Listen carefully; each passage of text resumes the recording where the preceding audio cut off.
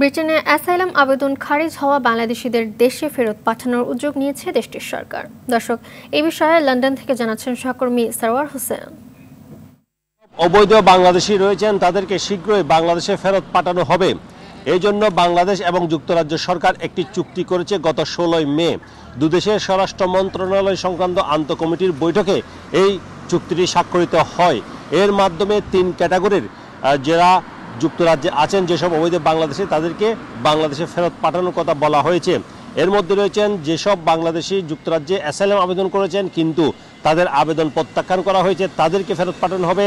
যেসব বাংলাদেশি যুক্তরাজ্যে বিভিন্ন অপরাধের শাস্তি ভোগ করছেন, তাদেরকে ফেরত পাঠানো হবে।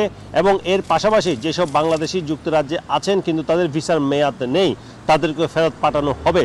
এই চুক্তি স্বাক্ষরের পর যুক্তরাষ্ট্রের illegal migration minister Michael Tomlinson তিনি বলেছেন, এর মাধ্যমে অভিবাসী নিয়ন্ত্রণে, বিশেষ করে অবৈধ অভিবাসী নিয়ন্ত্রণে যুক্তরাজ্য সরকার এবং বাংলাদেশ সরকার ঘনিষ্ঠভাবে কাজ করবে।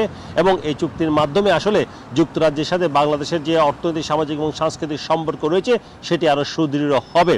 যুক্তরাজ্য এবং আয়ারল্যান্ডে নিযুক্ত বাংলাদেশের হাইকমিশনার সাইদা মুনা তাসনিম জানিয়েছেন, বর্তমানে যুক্তরাজ্যে তেমন বেশি অবৈধ বাংলাদেশি নেই।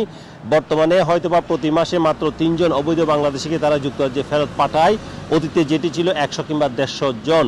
আপনারা জানেন, যুক্তরাজ্য অবৈধ অভিবাসীদের নিয়ন্ত্রণে কঠোর পদক্ষেপ নিচ্ছে এই সাম্প্রতিক সময়ে, এবং যুক্তরাজ্যে অবৈধ অভিবাসীর সংখ্যা দিন দিন বাড়ছে। একই হিসাব মতে দেখা গেছে গত বছর যুক্তরাজ্যে সবচেয়ে বেশি অ্যাসাইলাম আবেদন করেছে আফগানিস্তান থেকে 9,307 জন, এরপরে ছিল ইরানের 7,400 জন, এবং এর পরবর্তীতে পাকিস্তান, ভারত এবং বাংলাদেশিদের সংখ্যাটি ছিল। সর্বশেষ যে কথাটি সেটি হচ্ছে, সবকিছুই তারা করছে আগামী সাধারণ নির্বাচনকে সামনে রেখে, অর্থাৎ যুক্তরাজ্যে আগামী সাধারণ নির্বাচন যেটি এই বছরের শেষ নাগাদ কিংবা আগামী বছরের প্রথম দিকে অনুষ্ঠিত হতে পারে, সেটিকে সামনে রেখেই ক্ষমতাসীন কনজারভেটিভ দল তাদের ভাবমূর্তি পুনরুদ্ধারে এই ধরনের কঠোর পদক্ষেপগুলো নিচ্ছে, যাতে করে বর্তমান জনমত জরিপে তাদের অবস্থা যে খারাপ, তারা লেবার দল যে আরও ভালো করতে পারে, সে কারণেই আসলে মূলত কনজারভেটিভ দল তাদের অবস্থান পুনরুদ্ধারের জন্য এবং যাতে সাধারণ নির্বাচনে তারা ভালো করতে পারে, পুনরায় ক্ষমতায় থাকতে পারে, সেজন্য এই ধরনের কঠোর পদক্ষেপগুলো নিচ্ছে। Sarwar Hossain, RTV, London.